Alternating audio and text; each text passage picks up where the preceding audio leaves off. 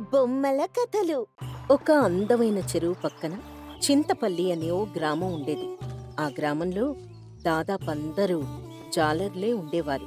చేపల వేట ద్వారానే జీవనం కొనసాగించేవారు. అదే ఊర్లో పెద్దయ్య అనే ఒక నిజాయితీపరుడు, కష్టపడే మనస్తత్వం ఉన్న వ్యక్తి ఉండేవాడు.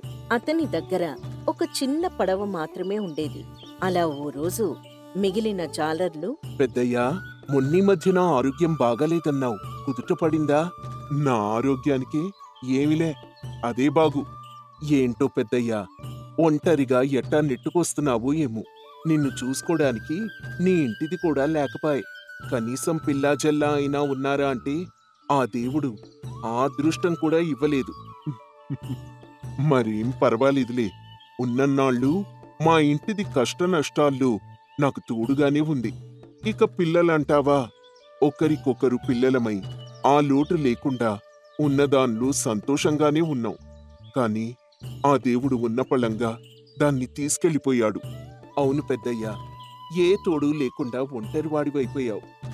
నేనెక్కడ ఒంటరివాడినయ్యా? ఈ చెరువే నా బిడ్డ, ఈ పడవే నా భార్య.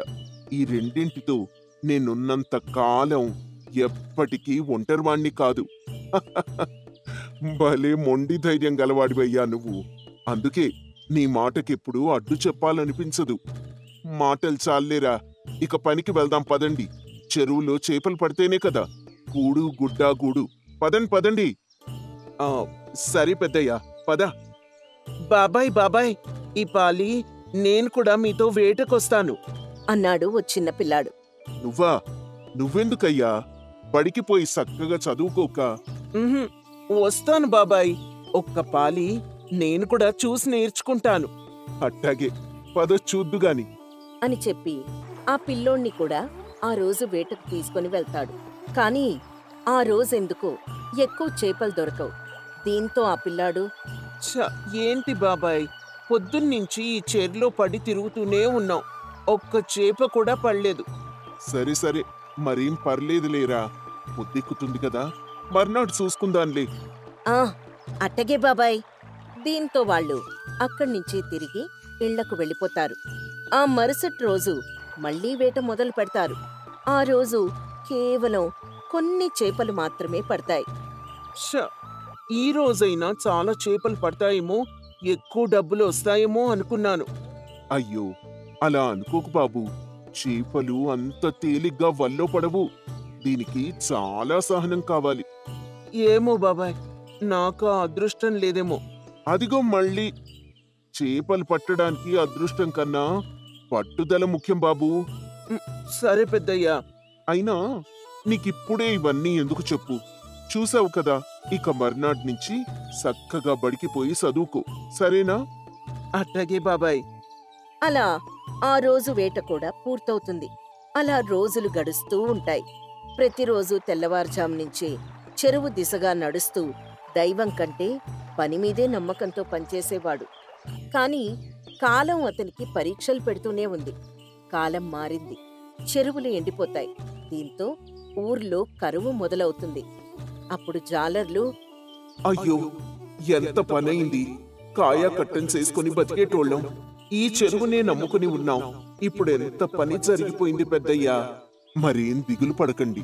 కాలం పెట్టి పరీక్షలకు తట్టుకొని నిలబడాలి. ఇప్పటి వరకు కూడబెట్టుకున్న డబ్బుందిగా, దాంతో జీవనం సాగించడమే. ఎన్నాళ్ళని ఆ డబ్బుతో నెట్టుకొస్తాం పెద్దయ్యా. మరేం పర్లేదు, ఊరి పెద్దల్ని ఏదో ఒక సాయం అడుగుదాం. సరే పెద్దయ్యా అని వారంతా ఊరి పెద్దల దగ్గరికి వెళ్తారు. వారు అడిగినట్టే కొంత డబ్బు అందరికీ అప్పుగా ఇస్తారు. రోజులు గడుస్తూ ఉంటాయి. ఆ డబ్బంతా అయిపోతుంది. కాని చెరువులో మాత్రం నీళ్లంతగా రావు. దీంతో అప్పు తీర్చలేకపోతాడు పెద్దయ్య. అప్పుడు ఊరి పెద్ద, పెద్దయ్యా, తీసుకున్న అప్పు ఎప్పుడు తిరిగిస్తావు? అయ్యా, ఊర్లో పరిస్థితి మీకు తెలియందా? చెరువులో నీళ్లు అంతంత మాత్రంగానే ఉన్నాయి. చూస్తున్నాం పెద్దయ్యా, కాని తీసుకున్న అప్పుకు వడ్డీ పెరిగిపోతోంది. పెద్ద మనసు చేసుకుని కొంచెం మీరే కనికరించండయ్యా. నా చేతిలో ఏం లేదు పెద్దయ్యా. అందాక నీ పడవని తీసుకొని వెళ్తాం. డబ్బిచ్చి పడవ తీసుకొని వెళ్ళు. అయ్యా అయ్యా, నా జీవనాధారం అదేనయ్యా. దయచేసి అర్థం చేసుకోండి. నేనేం చెయ్యలేను పెద్దయ్యా. అని వాళ్ళు పెద్దయ్య పడవను తీసుకొని వెళ్ళిపోతారు. పెద్దయ్య సమస్యల ఊబిలో చిక్కుకుంటాడు. అయినా సరే చెరువు మీద నమ్మకం వదులుకోకుండా పొట్ట చేత పట్టుకొని ప్రతిరోజూ చెరువు ఒడ్డుకి వెళ్ళేవాడు. పెద్దయ్యా, ఇంకెన్నాళ్ళు ఇలా కష్టపడాలి మనం? అని అడిగారు జాలర్లు. ఓపికతో ఉండాలిరా. చెరువు మీద నమ్మకం ఉంచండి. అది మనల్ని ఎప్పుడూ అనాథల్ని చెయ్యదు. ఊర్లో రోజు రోజుకి పెరుగుతున్న కరువు చూస్తూ కూడా ఇంత ధైర్యంగా ఎలా మాట్లాడగలుగుతున్నావు నువ్వు? నమ్మకం ఉండాలిరా. నమ్మకం ఉంటే ధైర్యం వస్తుంది. ఈ రోజు చెరువు ఇలా ఎండిపోయింది. రేపు వర్షాలొచ్చిన తర్వాత నీళ్లు బాగా వస్తాయి కదా. అప్పుడు మన జీవితంలో మళ్ళీ అదృష్టం తలుపు తడుతుంది. నువ్వు చెప్తుంటే మాక్కూడా కాస్త ఆశలు మొదలవుతున్నాయి పెద్దయ్యా. అట్టాగని గాల్లో దీపం పెట్టు కూర్చుంటే పనులు జరగవురా. వర్షాలు పడేలోపు చెరువును ఇంకాస్త లోతుగా తవ్వుదాం. అప్పుడు మరోసారి మనకిలాంటి పరిస్థితి రాదు. అట్టాగే పెద్దయ్యా, అదే చేద్దాం. పదండ్రా, పదండి అని అంతా ఆ పనిలో నిమగ్నమవుతారు.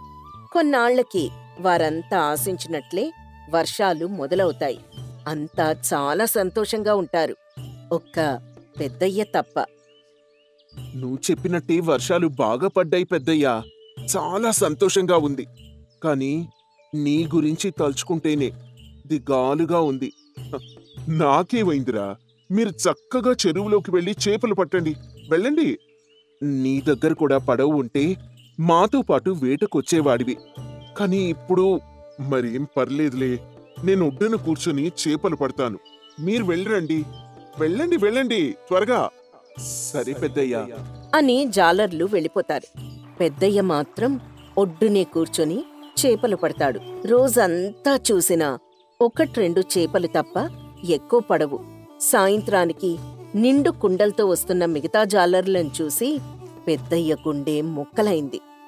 దీంతో చెరువు మీద ఉన్న నమ్మకంతో వేరే వాళ్ల పడవ తీసుకొని ఆ రాత్రి వేటకు వెళ్తాడు. అప్పుడు జాలరి, పెద్దయ్యా, ఇంత రాత్రివేళ ఒక్కడివే వేటకెళ్తావా? అవునరా. చెరువులో చేపలు పట్టకపోతే నా మనసుకి మంచిగా అనిపిస్తలేదు. ఏదో కోల్పోయానని అనిపిస్తోంది. నా బిడ్డ దగ్గరికి నేను వెళ్ళాలి కదా మరి.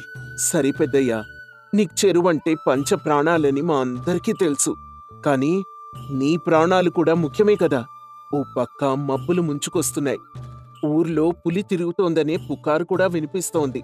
ఈ కారు మబ్బులు పులులు నన్నేం చేస్తాయిరా? నా బిడ్డ నన్ను వాట్నుంచి రక్షిస్తుందిలే. ఈ రాత్రి ఎట్టాగైనా వేటకు వెళ్ళాలి. చేపలు పట్టాలి. వాటితో నా పడవ వెనక్కు తెచ్చుకోవాలి. దానికి ఈ రాత్రి ఎందుకు పెద్దయ్యా? అవసరమైతే నేను రేపొడ్డున ఉంటాను. నువ్వు నా పడవ తీసుకుని లోపలికి వెళ్దూగాని. వద్దురా. నేను చూస్తూ చూస్తూ నీ పొట్ట కొట్టలేను. ఏదేవైనా ఈ రాత్రి నేను వేటకు వెళ్లాల్సిందే అని పెద్దయ్య ఎవరి మాట వినకుండా చెరువులోకి వెళ్తాడు. ఓ పక్క భారీ వర్షం. ఊరంతా ప్రశాంతంగా నిద్రపోతూ ఉంది. కాని పెద్దయ్య మనసు మాత్రం చేపల వేట మీదే ఉంది. గంటలు గడిచినా ఒక్క చేప కూడా పడదు. చెరువు నిశ్శబ్దంగా ఉన్నా పెద్దయ్య కళ్ళు మాత్రం ఆశతో మెరుస్తూనే ఉన్నాయి. ఇంతలో ఓ పెద్ద చేప గాలానికి చిక్కుతుంది. కాని పెద్దయ్య ఆ చేపను చూసేలోపు పులి గర్జన వినిపిస్తుంది. ఇప్పుడు నేను చెరువులో ఉన్నా తుఫాను ధాటికి ఇబ్బంది ఎదుర్కోక తప్పదు. ఈ చేపను తీసుకొని ఒడ్డుకు వెళ్ళినా పులిబారిన పడక తప్పదు. ఏదేవైనా నా పడవని నేను వెనక్కి తెచ్చుకోవాలి. దానికొక్కటే మార్గం. నేను ఒడ్డుకి వెళ్ళి తీరాల్సిందే. అమ్మా ప్రకృతి తల్లి, నువ్వే నాకు అండగా ఉండాలి అని తనలో తాను అనుకుని ఆ చేపను తీసుకొని ఒడ్డుకు చేరుకుంటాడు. ఓ పక్క ఆకలితో కొట్టుమిట్టాడుతూ అటుగా వస్తున్న పులి, మరోపక్క ఒకే ఒక పదునైన గొడ్డలి చెరువులో పట్టిన పెద్ద చేపతో పెద్దయ్య. అయినా సరే పెద్దయ్య వెనక్కి తగ్గలేదు. జీవితం నన్ను ఎన్నిసార్లు వెనక్కి నెట్టినా నేను ముందుకు వెళ్ళి తీరాల్సిందే అనుకున్నాడు. కొంతసేపటికి పులి అక్కడ్నించి వెళ్ళిపోయింది.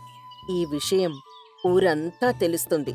అప్పుడు జాలర్లు, పెద్దయ్యా, ఎంత పని చేశావు. ఒక్కడివే వెళ్ళొద్దు అంటే విన్నావా? ఎంత ప్రమాదం తప్పింది. అబ్బా, నాకేం కాలేదులేరా. ఆ పులి అట్నుంచట్టే వెళ్ళిపోయింది కాబట్టి సరిపోయింది. లేదంటే ఎంత అనర్థం జరిగిపోయి ఉండేది. ఆ పులులు నన్నేం చేస్తాయిరా. చూడండి, ఎంత పెద్ద చేప పట్టాను. దీంతో నా పడవని నేను తెచ్చుకుంటాను. తెచ్చుకుందుగాన్లే పెద్దయ్యా. ఏదేవైనా నిన్న రాత్రి నువ్వు చూపించిన తెగింపు, ధైర్యం మాత్రం చెరువుకి సాక్ష్యంగా నిలిచిపోతాయి. నీ గురించి మా పిల్లలకు గొప్పగా చెప్తాం పెద్దయ్యా. చాలా సంతోషంరా. అసలు ఇంత పెద్ద చేప ఎలా పడింది బాబాయ్? నమ్మకం అనే గాలాన్ని విసిరితే అదృష్టం అనే ఈ చేప పడింది. ఖచ్చితంగా ఈ చేపకు పెద్ద మొత్తంలో డబ్బొస్తుంది. అవునరా, నేను వెళ్ళొస్తానికా అని చెప్పి పెద్దయ్య అక్కడి నుంచి వెళ్ళిపోతాడు. దాన్నమ్మడానికి ఒక వర్తకుడి దగ్గరికి వెళ్తాడు. ఆ వర్తకుడు చేపకు తక్కువ ధర చెప్పి పెద్దయ్యను మోసం చేయాలి అనుకుంటాడు. అయ్యా, ఈ చేప మీరు అడిగినంత ధరకు తూగదు. అదేంటి బాబాయ్ అలా అంటావు? ఇప్పటి వరకు ఇలాంటి చేప ఈ చుట్టుపక్కల నువ్వు కూడా చూసుండవు. లేదయ్యా, రోజు ఎన్నో చేపలు కొంటూ ఉంటాను. నాకు తెలీదా ఏంటి దీనికి ఎంత ధర పలుకుతుందో? నేను రాత్రంతా ఎంతో కష్టపడి ఈ చేపను పట్టాను బాబాయ్. నువ్విలా మోసం చేయకు. లేదు బాబు, నేను నిజమే చెప్తున్నాను. మీరు మా కష్టానికి తగ్గ లాభం ఇవ్వకపోయినా పర్వాలేదు గాని ఇది మా కష్టం మాత్రమే కాదు, హక్కు కూడా. కాబట్టి మా హక్కుని మేం వదులుకో. న్యాయంగా ఈ చేపకు ఎంత ధర పలుకుతుందో అంతిస్తే మంచిది బాబాయ్. సరేనయ్యా, అంత కోపం తెచ్చుకోకు. అసలు మొత్తం ఇచ్చేస్తాను. ఇందా, ఇలా ఎప్పుడు ఎవరిని మోసం చేయాలనుకోకు బాబాయ్. మనం అందరం కాయకట్టం చేసుకుంటూ బతికేటోళ్ళమే. సరేనయ్యా, నన్ను క్షమించు అంటాడు వర్తకుడు. అప్పుడు పెద్దయ్య అక్కడి నుంచి వెళ్ళిపోతాడు. ఆ డబ్బుతో తన పడవను తాను వెనక్కి తెచ్చుకుంటాడు. అప్పట్నుంచి యథాతథంగా వేట కొనసాగిస్తూ కాస్త కష్టం వస్తేనే కుప్పకూలిపోయే తోటివారికి సముద్రంలో జాలర్లా ఎంతటి కష్టాన్నైనా ఎదురీదాలి అంటూ ధైర్యం చెప్తూ ఉండేవాడు పెద్దయ్య. అనగనగా కవ్వగుంట అనే గ్రామంలో అనేక మంది మత్స్యకారులు, వ్యాపారులు జీవనం సాగిస్తూ ఉండేవారు. వారిలో పేరు ప్రఖ్యాతులున్న ముత్యాల వ్యాపారి వెంకటయ్య చాలా నిజాయితీపరుడు. అప్పటి వరకు గ్రామంలో ఒక్కరిని కూడా మోసం చేసి ఎరుగడు.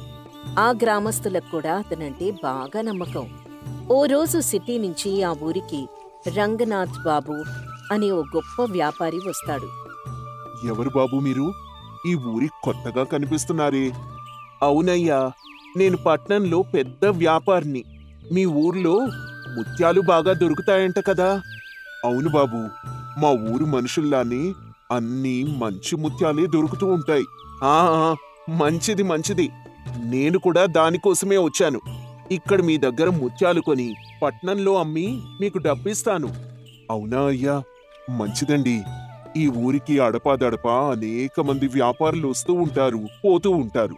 పైగా మా వెంకయ్య బాబుతో మంచి మంచి బేరాలు కుదుర్చుకుంటారు. వెంకయ్య? వెంకయ్య ఎవరు? ఆయన అసలు పేరు వెంకటయ్య. మేమంతా వెంకయ్య బాబు అని పిలుచుకుంటూ ఉంటాం. మా జీవనం ఇలా సంతోషంగా సాగుతుందంటే వెంకయ్య బాబు దయవల్నే. అవునా? ఏం చేస్తూ ఉంటాడతను? ఆయన మా ఊర్లో మంచి వ్యాపారస్తుడు. మొదట్నుంచి కూడా మా ముత్యాలకు మంచి ధర లభిస్తుందంటే ఆయన వల్లనే. సరే సరే, ముత్యాలెక్కడ దొరుకుతాయో చెప్పండి. అట్టాగేనయ్యా, మీరు ముందు వెంకయ్య బాబుని కలవండి. దీనికి సంబంధించినవన్నీ ఆయనే చూసుకుంటాడు. సరే సరే. రంగనాథ్ ఎలా అయినా సరే ఊరి వాళ్ళని మచ్చిక చేసుకుని మొత్తం ముత్యాల్ని తనే కొనుక్కోవాలి అనుకుంటాడు. డీల్ మాట్లాడుకోవడం కోసం వెంకటయ్య దగ్గరికి వెళ్తాడు. ఎవరండి మీరు? ఏం కావాలి? నేను పట్నంలో ఓ పెద్ద వ్యాపారిని. మీ ఊర్లో మంచి ముత్యాలు బాగా దొరుకుతాయని తెలిసి ఇలా వచ్చాను. అవునా? సరేనండి. మీలాంటి వ్యాపారులు ఇలా వస్తూనే ఉంటారు. మీరంతా ఇలా రాబట్టే ఊరికి రాబడి పెరుగుతోంది. మంచిది మంచిది. ముత్యాలేవైనా ఉంటే చెప్పండి, వచ్చి చూసుకుంటాను. అలాగేనండి, మంచిది. అప్పట్నుంచి రంగనాథ్ ఊరి వాళ్ళని మచ్చిక చేసుకునే ప్రయత్నం చేస్తూ ఉంటాడు. వెంకటయ్య దగ్గరికి వెళ్ళడానికి ముందుగానే తానే వాటిని తక్కువ ధరకు కొనుక్కోడానికి చూస్తాడు. ఏమయ్యా, ఇలా రండి. ఆ బాబు, చెప్పండి. వెంకయ్య బాబుని కలిశారా? కలిశాను. కానీ ఎంత డబ్బిస్తాడు అతను మీకు? ముత్యాలకి తగిన రేట్నే ఇస్తాడు బాబు. అయితే అసలు మార్కెట్లో మీ ముత్యాలకు ఎంత ధర పలుకుతుందో మీకు తెలియదన్నమాట. అవన్నీ వెంకయ్య బాబే చూసుకుంటారండి. పోనీ మీరు ఆయనకి ముత్యాలివ్వడానికి, ఆయన మీకు డబ్బివ్వడానికి ఎన్ని రోజులు పడుతుందో చెప్పండి. సుమారు ఒక 3 నెలల్లో ఇచ్చేస్తారండి. ఏంటి, 3 నెలల? ముత్యాలు తీసుకున్న తర్వాత డబ్బివ్వడానికి అంత సమయం తీసుకుంటాడా? అవును బాబు. ఎందుకంత ఆశ్చర్యపోతున్నారు? ఆశ్చర్యపోక ఇంకేం చేస్తారయ్యా? అమ్మ వెంకయ్య, నీతి నిజాయితీ పేరు చెప్పుకుంటూ జనాల్ని ఇలా మోసం చేస్తావా? మోసమేంటి బాబు? అసలేమైంది? మోసం కాక ఇంకేంటయ్యా? మీ దగ్గర ముత్యాలు తీసుకుని 3 నెలల తర్వాత డబ్బివ్వడం మోసమే కదా మరి. అసలు ముత్యాలు మార్కెట్లో ఊరికే అమ్ముడుపోతాయి. ఆ లెక్క ప్రకారం మీ చేతికి వెంటనే డబ్బు రావాలి కదా. ఏమోనయ్యా, ఆ లెక్కలవన్నీ మాకు తెలియవు. అన్నీ ఆ బాబే చూసుకుంటారు. అందుకే మీరిలా ఉన్నారు. మిమ్మల్ని తెలివి తక్కువ వాళ్ళని చేసి మీకు డబ్బు ఆలస్యంగా ఇస్తున్నాడు. లేదయ్యా, ఆయన అలాంటోడు కాదు. మీరంతా ఇలా గుడ్డిగా నమ్ముతూ వెనకేసుకొని వస్తున్నారు కాబట్టి ఆయన అలా చలామణి అవుతున్నాడు.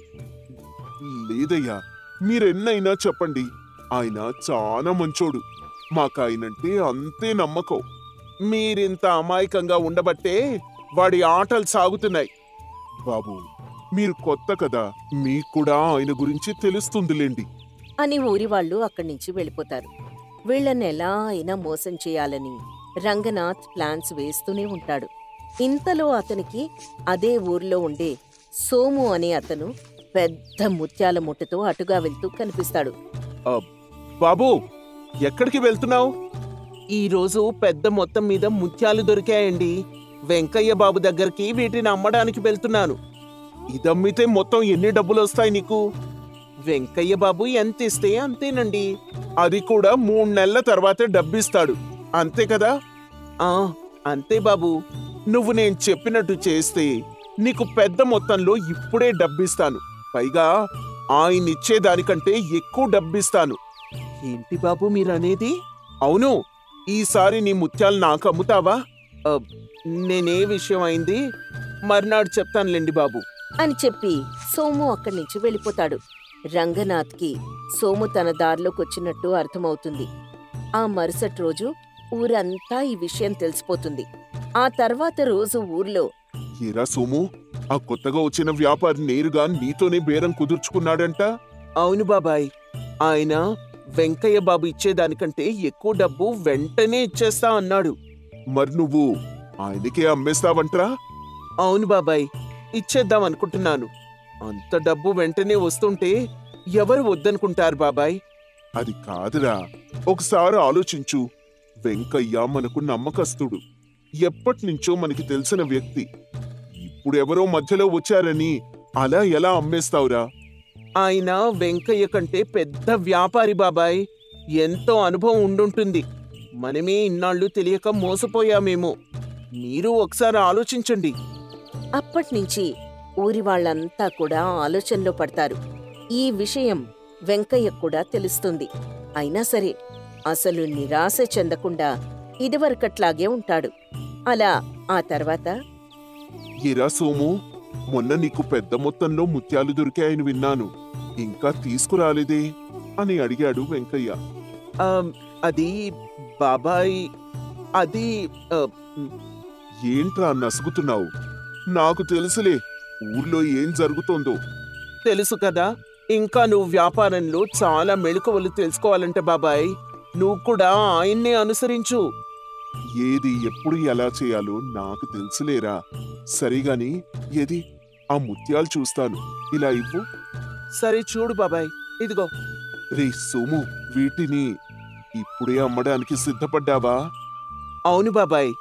ఆయన నువ్విచ్చేదానికంటే 2 ఎక్కువ డబ్బిస్తాను అన్నాడు. అది కాదురా, నా మాట విను. ఇంకో 2 నెలలు ఆగితే 2 కాదు, దీనికి 5 డబ్బు నీకు వస్తుంది.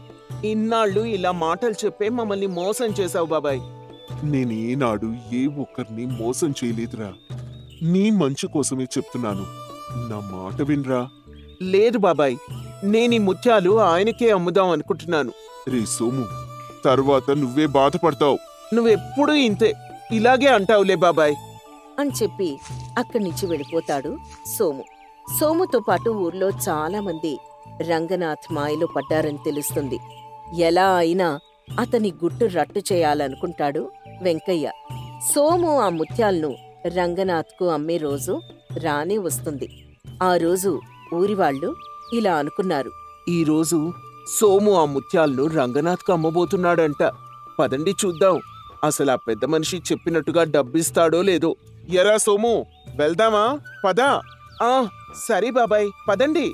సోము, ఇంకొక్కసారి నా మాట వినరా. అతను నిన్ను మోసం చేస్తున్నాడు. లేదు బాబాయ్, ఆయన పట్నం నుంచి వచ్చిన పెద్ద సారు. నీకేం తెలీదు, ఊరుకో. కావాలంటే నువ్వే వచ్చి చూడు, ఆయన నాకు వెంటనే డబ్బిచ్చేస్తాడు. సరే పదరా, వెళ్దాం అని సోముతో పాటు వెళ్ళాడు వెంకయ్య. ఎలా అయినా సరే ఊరివాళ్ల ముందు రంగనాథ్ మోసాన్ని బయటపెట్టాలని, అందుకిదే సరైన సమయమని వెంకయ్య అనుకుంటాడు.